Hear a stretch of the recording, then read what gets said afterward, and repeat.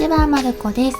私たちは現在住んでいる賃貸マンションのリビングを丸々猫部屋に DIY しているんですけれども、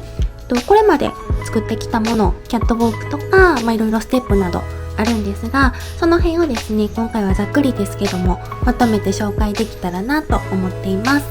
なので気になるところがあればですね、それぞれの詳しい作り方の動画を概要欄にリンク貼ってますので、飛んでもらえたら嬉しいです。では、順番に紹介していきます。で、まず一つ目のキャットウォークの第1弾なんですけれども、この目の前に映っているのがその第1弾のキャットウォークになります。これに関しては、保護猫たちをですね、お迎えする前の段階で作ったものになります。で、これはほぼ初めての DIY だったので、作成時間はだいたいトータル10時間ぐらいですかね。で、日数的には約5日間ほどかかったかなと思っています。で、作成手順はこんな感じです。で、このキャットウォークはですね、キッチンスペースとリビングスペースを分ける間仕切り的な役割も果たしてくれているものになります。で、この柱がですね、これは 2x4 材を使ってまして、ラブリコの 2x4 アジャスターというもので、この床と上の天井を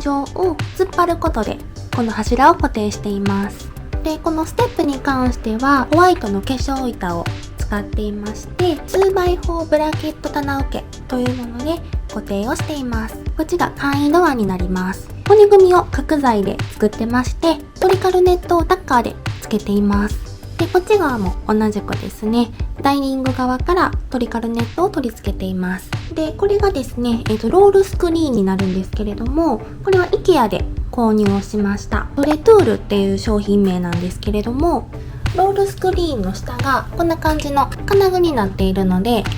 この金具を引っ張ることでこんな感じで上がっていきます。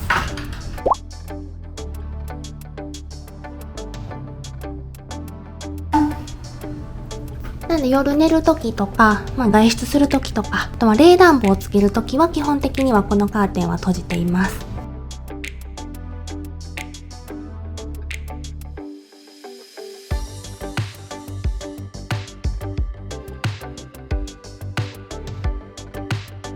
この柱に爪研ぎ用の面ロープを巻きつけています。ただ朝とかはよくここで爪研ぎをしてくれてる感じですね。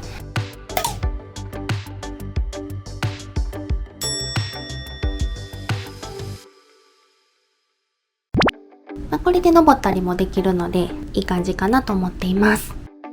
で、次の第2弾なんですけれども、これは猫たちが来て数日経ってからですね、作ったものになります。なんでキャットウォークエリアの増築がメインなのと、キャットドーム、これを取り付けました。作成手順はこんな感じです。増築に関しては本当第1弾のキャットウォークと材料とか作り方はほぼほぼ一緒なので、この上を橋渡しにしてこっちの壁にも行けるようにしたっていう感じになります。で、もう一つのキャットドームについては、これは一つ目のキャットウォークの、上の部分、本当はもう一個高いところにあったんですけど、今この位置に来てます。で、このキャットウォークの上にキャットドームをつけました。で、これも化粧板ですね。この化粧板を丸くカットしてこのドームをはめ込むっていう感じの作り方になります。で、子猫の時とかよく2匹でこのドームに入って寝てくれてたんですけども、猫たちも大きくなったんで今はもう完全にお一人様用になってますね。でもこの下からね、見える手とかムチムチ感がやっぱりすごく可愛いので、これはつけてよかったなと思っています。なのでキャットウォークっていうのはこの2つ、この2面になります。で、その次に作ったのがこのキャットトンネルですね。これはキャットウォーク第2弾で作成した丸い階段のところにカーペットをぐるっと巻きつけて、猫たちが中をですね通過できるようにということでトンネルを作りました。で、作成手順はこんな感じです。で、ただですね、カーペットをぐるっと巻きつけるだけやったらちょっと安定感にどうしても欠けるので、プラダンをですね土台として使ってます。で、プラダン全際に細かく、カッターで切り込みを入れることで自由に曲がるようになるので、キャットウォークのステップのこの丸みのところに巻きつけました。こっちは、半分開いてる状態なので、ここから中にも入っていけるっていう感じにしてます。で、最近この顔立ちの穴をちょっと大きく拡張したら、ちょっと大きく開けすぎました。ちょっとこれは失敗かなと。猫たち大きくなったしと思って穴を大きくしたんですけど、なんかめちゃくちゃでかくなっちゃって穴が。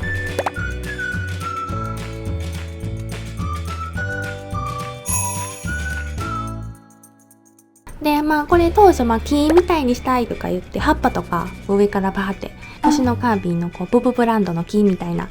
にしたくて葉っぱとかつけたいみたいなこと言ってたんですけど、他にもやりたいことどんどん出てきてしまって、その計画はちょっと今のところ止まってます。余裕が出てきたらこれが気になってるかもしれないんですけど、一応イメージとしてはここに葉っぱとかつけたいなっていう風に思ってます。で、次がですね、壁一面のウッド化と宇宙船を取り付けたものになるんですけど、こっからはですね、この壁の DIY に移りました。うちはですね、賃貸マンションに住んでるんで、この壁になんか取り付けたいなと思っても穴を開けることができないので、まず一面をですね、ウッド化して、そこにステップとかボックスとかいろいろ猫がくつろげるグッズをつけていこうということになりました。で、作成手順はこんな感じです。この壁ウッド化もですね、基礎部分はこれまでのキャットウォークとかと本当に一緒で、まず柱を立てて、そこに1枚ずつこの 1x4 の板をですね、貼っていっております。で、その壁作るって時に大きいベニヤ板をもうペタッと1枚貼る案も出たんですけど、交互に木がね、ピッピッピッと貼られてる方がおしゃれかなと思ったのと、で、これはDIY 進めていく中で良かったと思ったところなんですけど、壁の中にコードを通したりとかステップとか取り付けるってなった時に1個だけ板外してとかできるので、それはすごく便利でした。1枚ずつ貼っていく作業ほんま大変だったんですけど、こっちの方法にしてよかったなと思ってます。壁の上下に間接照明としてテープライト貼ってます。今ちょっとペアって光ってると思うんですけど、これ上と下に間接照明貼ってます。で、壁一面をウッド化にしてから宇宙船ですねを最後につけました。で、これはもう市販のものを Amazon で購入して、もうそのまま壁に取り付けたっていう感じです。で、次に作ったのがこの照明付きのボックスとこっちのステップを次に作りました。作成手順はこんな感じです。で、この、ステップに関しては SP ポールにですね、面ロープを巻きつけてまして、ボンドでもうガッチガチにこれも固めてます。取り外しができるように壁にハンガーボルトを、取り付けて、そこにステップをつけてるっていう感じです。で、こっちのボックスに関してはバイカラーにしたくて、いつも使ってるこの化粧板、この白いやつですね。あと厚さが 5mm の薄めの合板ですね。2つ使って組み立ててます。で、普通の箱ではなくて、ちょっと小窓っぽくなってるのが気に入ってます。で、ちょっと見にくいんですけど、このボックスの中にテープライトを貼ってまして、このスイッチですね。こんな感じで照明がつくようになってます。このボックスの後ろにちょっと小さく穴を開けてまして、そこに照明のケーブルを通してるんですね。で、そのケーブルは壁の裏に隠している延長ケーブルにつないで光るようにしてます。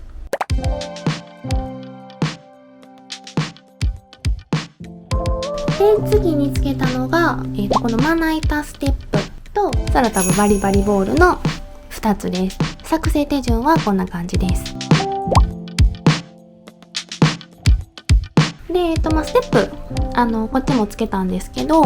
次にもう1個つけたこのステップなんですが、これはニトリのカッティングボード、まな板ですねを使ってます。で、これの付け方としてはドット状のこの壁の板を1枚ずつ付けたいところだけ外して、板の後ろからネジで固定をして付けてます。壁の後ろから固定することでステップが浮いてるみたいな、それがまたおしゃれかなと、いいかなということで、その方法でつけました。このステップでこっちの宇宙船にも行けるし、こっちのボックスにも行けるみたいな感じの配置でカッティングボードはつけました。で、こっちのバリバリボールもうちの子たち本当に今もいるんですけど、すごく好きなので、壁に取り付ける感じで浮かせてみました。このバリバリボール自体は段ボール、耐久性がないので、このバリバリボールの土台として、合板ですね。これをこんな感じでバリバリボールを置いてます。この土台にバリバリボール置いてるだけなんで、結構滑るんですね。滑らないようにバリバリボールの下に滑り止めの液体ゴムを塗ってます。バリバリボールダンダンダンって走って猫たちも行くんですけど、ほとんど滑らないので、ネジで固定できない部分とか、ちょっとあんま滑ってほしくないなっていうものがあれば、液体ゴムおすすめです。で、次が三日月型のステップを作りました。これは結構大変っていうか、ほぼ挑戦でした。売ってるものがあるんですけど、結構お値段がするので、DIY で、それっぽいのを再現できひんかなということで、挑戦しようということで作ったものになります。で、作成手順はこんな感じです。で、三日月ステップはこのやっぱり曲線、このカーブを作るのがやっぱ一番難しかったかなと思います。このステップの土台に関しては、厚さが 2.5mm のベニヤ板を使ってます。で、これ以上薄かったらベニヤ板が割れちゃうし、逆に厚かったらこの曲線が描けない、曲がらないので、2.5mm っていうのがポイントかなと思ってます。で、そのベニヤ板の上に角材を均等にこう並べてネジで固定していってるっていう感じです。で、この辺はもう市販の画像を見せて作りました。で、うまくできるかなっていうのすごくこの辺不安やったんですけど、思ったよりいい感じにできて満足してます。はい。よく見たらね、ちょっとアラとかは正直あるんですけど、それもなんか手作り感があっていいかなというふうに思ってます。壁の DIY は現状こんな感じです。で、他空いてるスペースちょこちょこあるので、何か他つけたいものが出てきたら空いてるスペースに少しつけたいなっていう風に思ってます。で、一応今の壁としてはひし形にこうなるように作ってまして、周回猫たちがぐるぐるっと回れるような配置で考えてつけてます。最後ですね、これがネルソック棚になります。で、作成手順はこんな感じです。で、これもですね、今までのキャットウォークとか壁とかと本当に基礎は一緒で、柱になる木材を天井と下ちょっと見にくいんですが床で突っ張って柱本体にこのデスクを固定しています。で、ここはちょっと窓の突っ張る部分がちょっと狭かったので 1x4 の板をここには使用しています。で、窓際なので脱走対策も考えてトリカルネットとメッシュネットをタッカーで取り付けてます。で、このニャルソック棚の一番のポイントはこのテーブルが折りたためることです。で、日中はですね、こんな感じでもデスク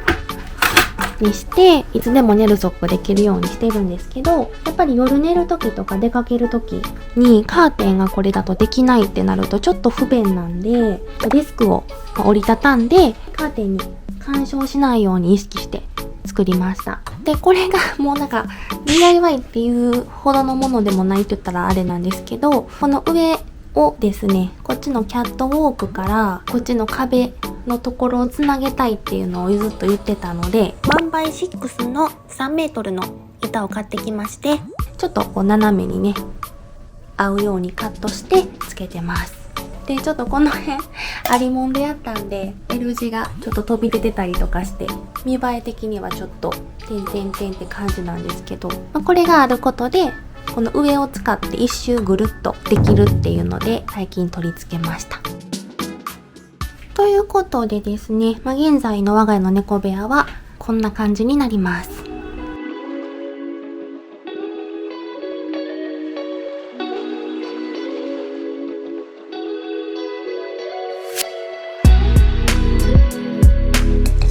この1年ほどで少しずつ改造していって拡張していってる感じなので、猫たちも飽きずに過ごしてくれてるんじゃないかなと思ってます。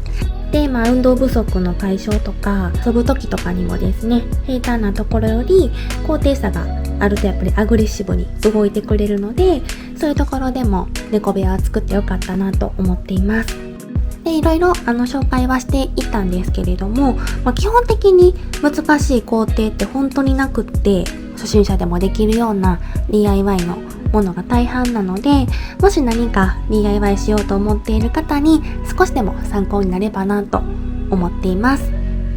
このチャンネルでは主にお家の DIY 関係や猫たちとの日常を発信していますので、よければ高評価やチャンネル登録をお願いいたします。ではご視聴いただきありがとうございました。